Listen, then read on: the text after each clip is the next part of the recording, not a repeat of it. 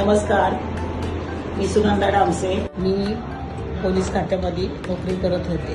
त्याच्यानंतर मी 31/5/15ला रिटायर झाले. माझे काही दिवस चांगले गेले. मला 2018 पासून गुडघ्यांचा खूप त्रास व्हायला लागला. मला चालायला सुद्धा येत नव्हतं. मांडी घालून तर मी बसतच नव्हते. खूप ठिकाणी औषधं केली मी. आयुर्वेदिक औषधं किती घेतली त्याचा तर काही तपासच नाही. पेन किलर पण खूप घेतल्या तरी मला काही फरक पडत नव्हता. माझी सूनबाई BRC मध्ये सर्व्हिस करते.